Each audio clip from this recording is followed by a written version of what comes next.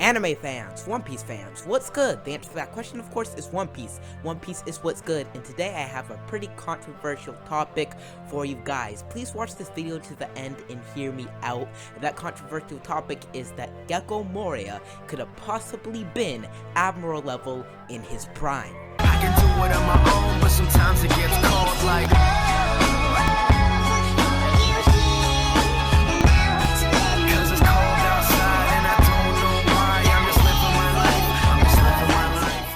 Now, Gecko Moria is generally perceived as a weaker character in the One Piece universe, and I think that is pretty true for the times we have seen him, but not necessarily Prime Moria. Now, we heard that Gecko Moria was a rival of Kaido's, and we kind of just dismissed that until we saw how strong Kaido actually was. And then at that point, a lot of people are like, how can this be the case? It doesn't make sense. Now, there are a lot of things and variables that could have happened for Moria to be Kaido's rival, but not necessarily be as strong as him. But I think that the fact that Moria was fighting Kaido does put him at a higher level than what we saw, at least like firsthand, but I'd be saying even Admiral level. Now just let me explain myself. So for one thing, the Moria we saw was broken at Thriller Bark. He was too scared to do anything. From his defeat by Kaido and losing every single one of his living crewmates, he was too scared to do anything. He even had zombie crewmates except for 3, and those zombies were easily defeated despite getting back up again. And once you got Salt, they were finished. And even in the arc, you could see that Moria didn't go after Luffy. He had many chances to take Luffy out, but was too scared of losing to do so. So he was a shadow of his former self, you could say. And yes, pun intended. Another thing about Moria was that he did not use his Devil Fruit to the full potential it could have been, right? So there are so many things you could do with the Shadow Fruit. You could use Doppelman to just switch out with somebody and cut off their shadow, because we know Moria was at one point a swordsman with his scissor swords. At least he used swords. He could be switch teleportating and just snapping off people's shadows in the blink of an instant. Of course, that's kind of just theorization.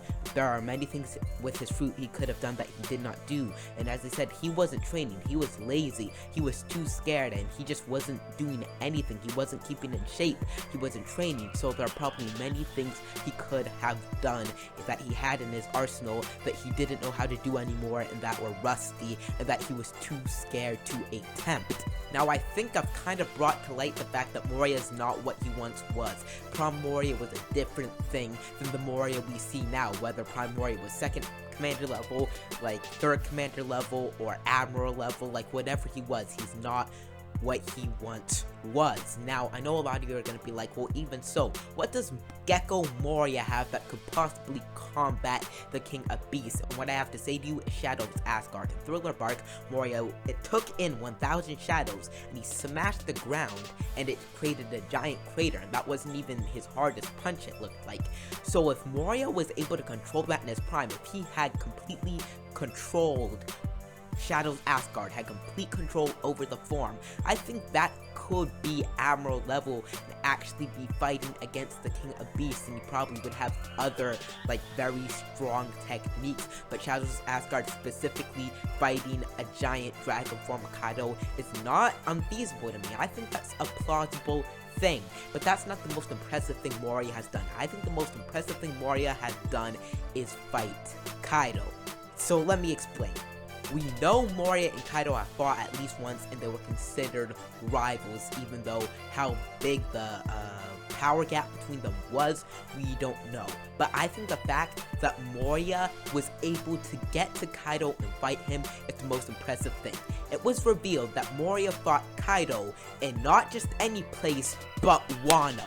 And Roger's execution was 24 years ago, and we saw Moria at the execution, and Kaido took over and occupied Wano 20 years ago. So we know that by the time Moria fought Kaido, Kaido was at least 4 years in Wano, which means Moria was at least had been a pirate for 4 years, and we know Luffy has become first-hand level in just 2 years, so double that in 4 years. If Moria was able to power up at a similar rate to Luffy, maybe not as fast, but you know, just kind of close to it, 4 years could have been his peak. So fighting Kaido in Wano was when Kaido had the ally of the samurai. That means Moria and his crew had the ability to fight through all the samurai, get into Wano, which is hard enough by itself, get through all the samurai, get through all Kaido's allied pirates and all the beast pirates, and get to and fight Kaido. Now we know at the end Moria lost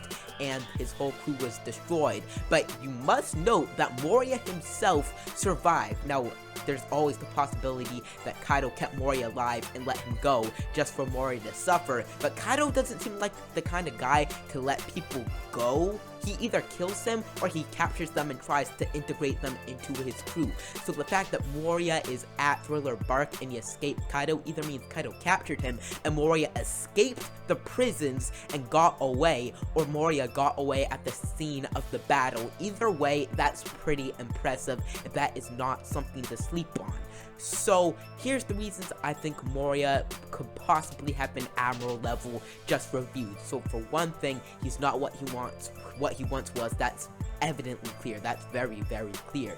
And Moria has things like Shadow's Asgard up his sleeve, so if he was able to control something of that level, that could definitely be something that could duke it out with Kaido, even though ultimately losing in the end. But the biggest reason I have is the fact that Moria, he was a pirate for 4 years, so he would be at the peak of his pirating career, strength-wise most likely.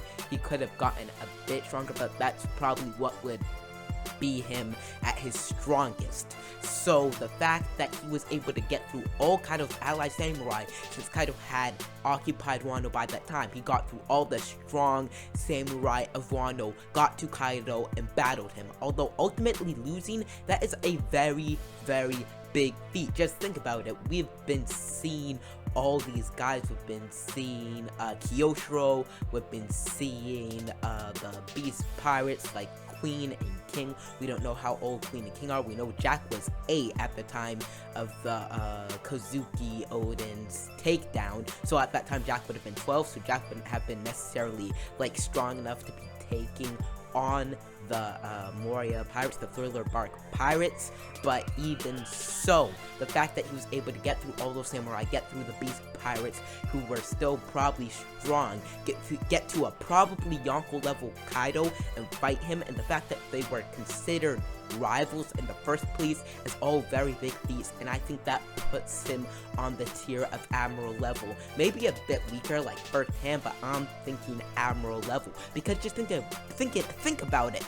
Having your name in the same breath as Kaido, King of the Beasts, is super impressive. Saying Moria fought Kaido, Moria is a rival to the King of Beasts. That is some serious hype and some serious talk right there. And in all rumors, there's a shred of truth. So that is why I think Moria is going to be Admiral level. Thanks for watching. If you enjoy my content, and only if you enjoy my content, like this video, subscribe, share this video, and turn on notifications for more One Piece content. I will see you lovely people at the next video.